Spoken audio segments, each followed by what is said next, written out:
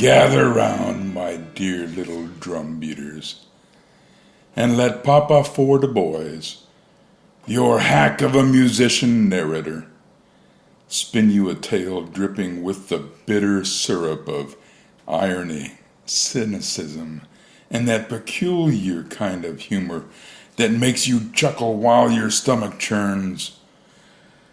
The world, you see, is a stage for criminals.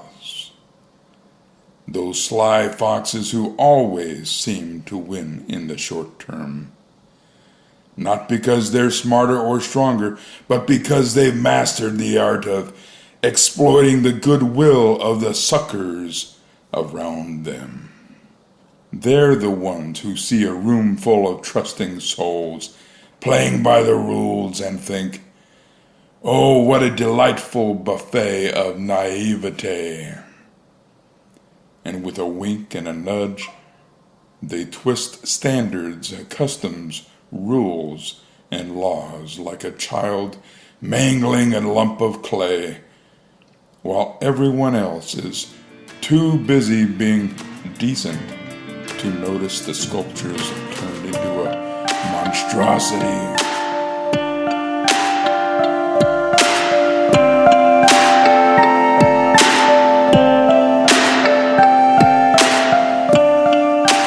Picture it. The criminal, be they street hustler or a suited-up power broker, thrives because they know the rest of us are shackled by this pesky thing called trust. Trust.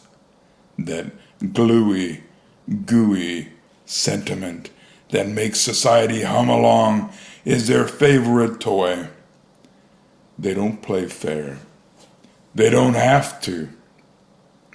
The rest of us, we're out there following the rules, dotting our I's, crossing our T's, assuming everyone else is doing the same.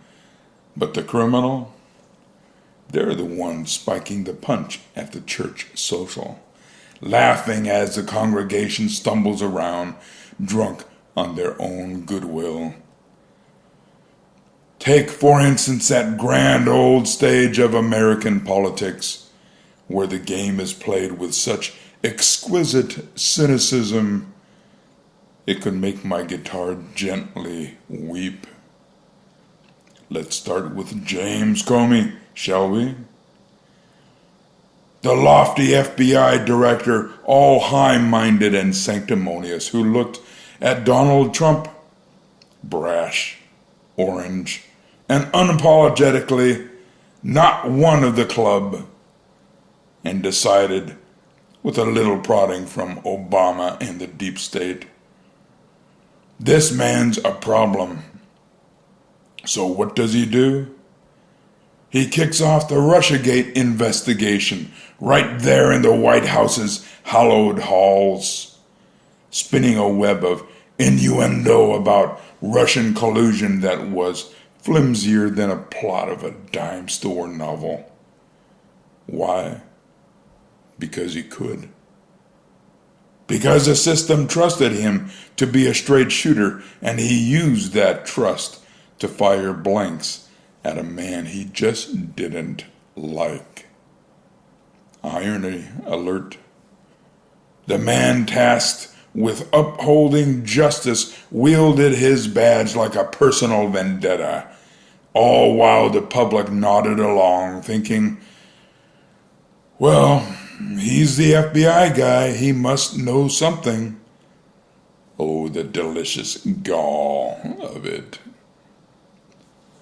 Then there's Hillary Clinton, the queen of subterfuge, who turned her position into a masterclass in abusing power.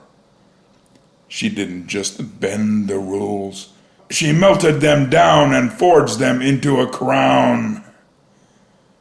From the private email servers to whispering sweet nothings to her allies in the deep state, she played the game with a smirk, knowing her opponents were too busy playing by the book to keep up.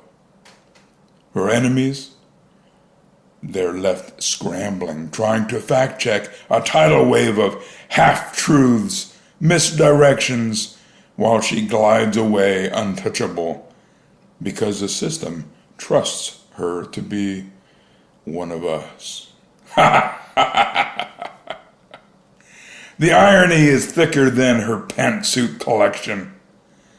And don't get me started on the lawfare brigade, those legal vultures who spent years pecking at Trump with lawsuits so baseless they'd make a kangaroo court blush. Tax returns, hush money, classified documents, each case as flimsy as a house of cards, built on the assumption that if you throw enough paper at a man, he'll suffocate under the weight. The courts, the media, the public, they all assume good faith, so these legal acrobats exploit that trust, tying up their target in knots while the clock ticks and the headlines scream. It's whack-a-mole for conservatives who can't swing a hammer fast enough to keep up with the next baseless accusation popping out of the ground. Cynical? Sure. Effective? You bet. The mainstream media, oh, they're the maestros of this orchestra, conducting a symphony of disinformation so rapid-fire it leaves conservatives dizzy. One day it's Russia, the next it's racism, then it's something about a tweet from 2008. Each story needing a shiny new mallet to bash the mole before it can even squeak. The public, bless their trusting hearts, assumes the news is, well, news, not a scripted soap opera designed to keep the right perpetually off balance. The media knows the game, exploit the goodwill of the audience, warp the narrative, and watch the conservatives flail, rendered neuter and ineffective, too busy defending themselves to land a punch. It's almost too easy, like stealing candy from a baby who's been taught to share. Now let's zoom out from the political circus to the street-level crooks. The connection is implicit. The ones pulling off outrageously simple schemes because their victims are too busy being good to suspect a thing. The con man who sells you a Rolex for $50 on the street corner, knowing you'll trust his smile because, hey, who would lie so brazenly? The shoplifter who walks out with a cart full of goods because the store clerk assumes everyone's honest. The scammer who calls your grandma pretending to be her long-lost nephew because who'd doubt a sob story? These petty criminals thrive on the same principle as their high-flying counterparts. The world's built on trust, and they're the ones with the sledgehammer. In the short term, my dear drumbeaters, the criminals always win. They're not bound by your silly rules, your quaint customs, your precious laws.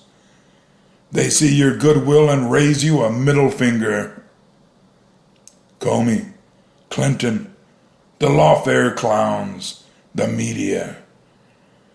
They're just the white-collar version of the guy who pickpockets while you're helping him out with directions. And us. We're left banging our tin drums, marveling at how the world keeps falling for it, over and over and over. Because we're just too damn nice to stop them before they've already won the crowd. Isn't it grand?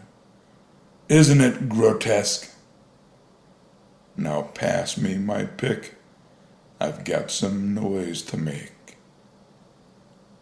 Papa for the boys. signing off.